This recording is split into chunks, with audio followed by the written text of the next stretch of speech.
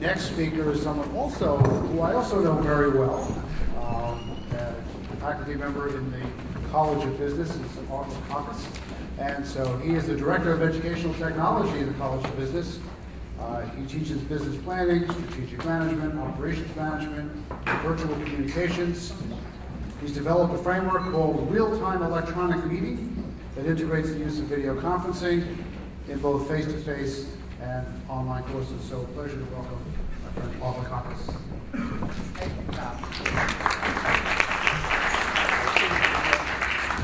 Let me just mention, Tom hired me quite a few years ago, so he has to say nice things about me. And How are you? I'm software. Oops. Linda said press it. Are you getting it through the mic? No, it's still red. So technology is a problem even in face-to-face. Wait, now?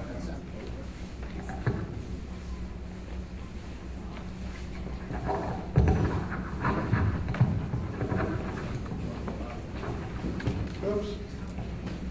All right, I guess that's good. What I was going to say is Tom hired me 10 years ago, so he has to say nice things about me. Okay. Let me just get our self-running PowerPoint up here for a moment.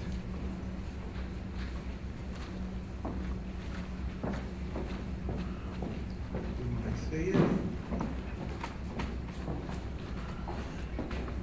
Sorry, Linda, is it here somewhere? Or up here? Oh, I see. My left. Got it. Thank you. Okay. All right, what I'd like to do today is, great. What I'd like to do today is, College of Business has developed a series of programs that are also blended as well as online. But rather than go into details on the programs that we actually have implemented and delivered to Korea and to our domestic students, I'd like to go over something we use that may also be a very useful tool for you to transition into understanding some of the collaborative tools that are available to you. And one of the big things that we have, and you may have heard from some of the previous presenters, was team dynamics. And in the College of Business, especially in our MBA program, where we have group teams, and we don't have distribution of labor, we have integration of labor in this.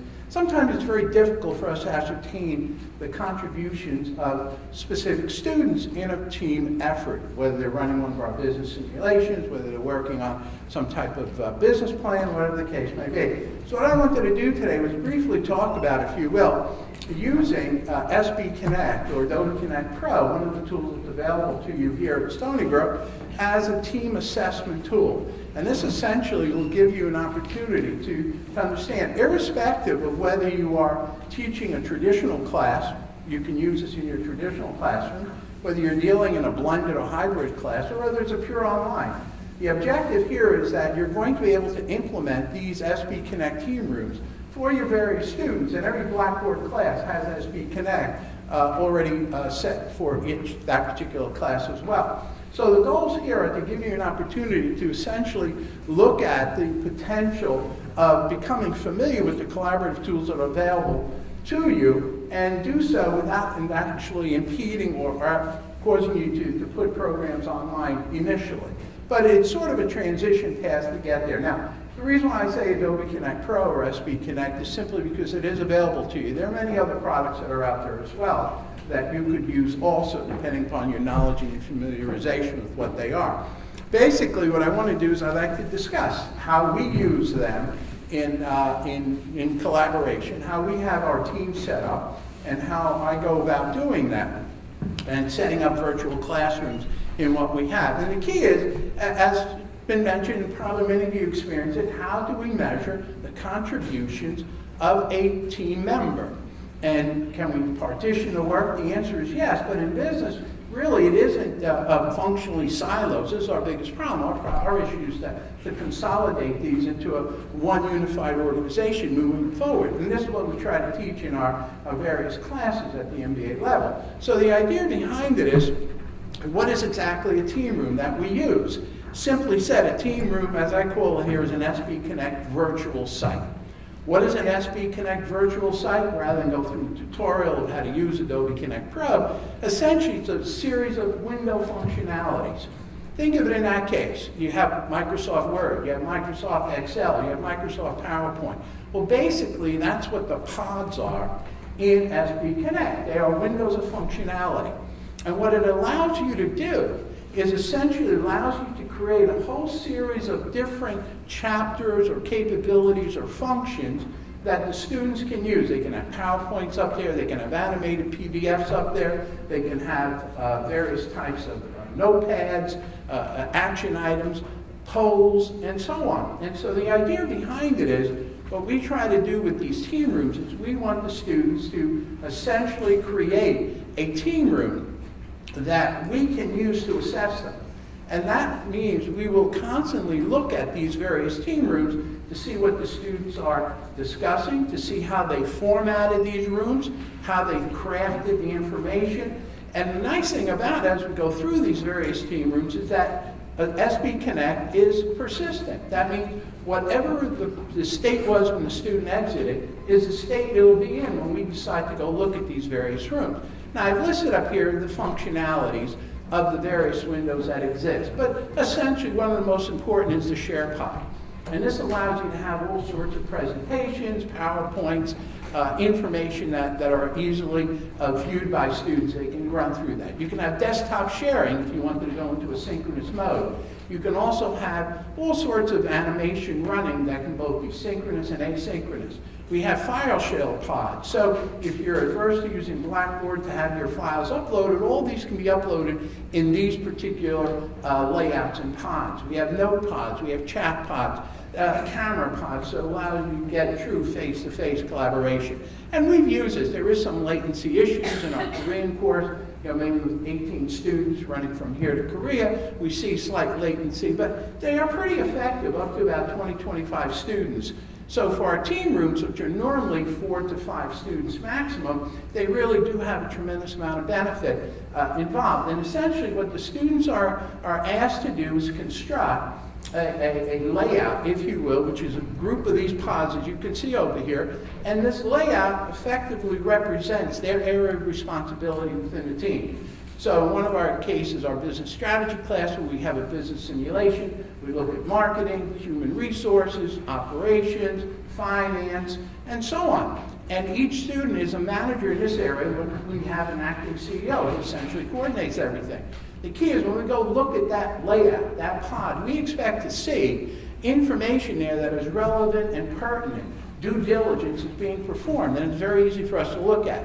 Now, one of the things that you're going to realize is that as the courses become larger and larger in terms of students and you have more and more teams, you need to have a whole series of measures that will allow you to go and look deeply into any one of these particular team rooms. Because we do ask the students to record all of their meetings. And as they archive all of their meetings, we're then able to go in and take a look at their previous meetings. It also gives them an ability to understand. Ted was talking about, a 13-hour difference between here and Asia, for example. Well, this is very important for our business students to be able to understand, essentially, time differences. And as a result of that, this gives them an opportunity to archive meetings and then essentially record these for future managers to go and look at. But we use it as an assessment tool. We go in, I have a graduate student, John, is going to be here later this afternoon. Oh, John is in the back now. And one of the things that John does is he pops into the rooms. He pops into the meetings when the students are having them live. He pops in and looks at their archives.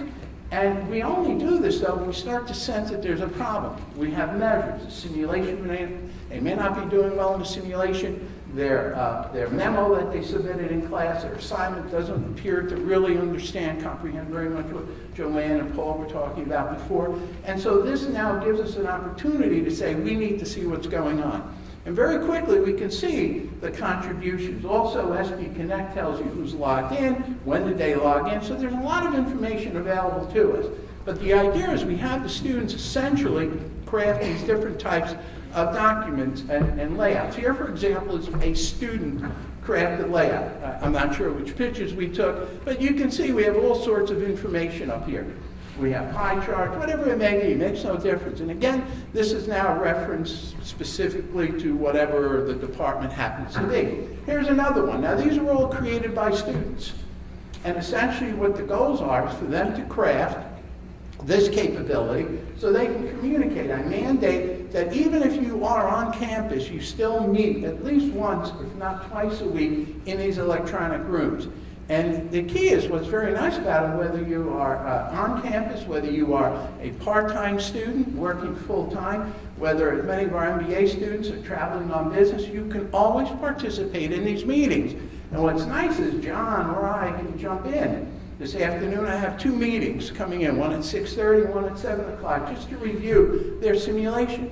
So there's never an excuse why I can't meet with a team. The team tells me, gee, I don't have time to meet with you. And I say, how about 12 midnight?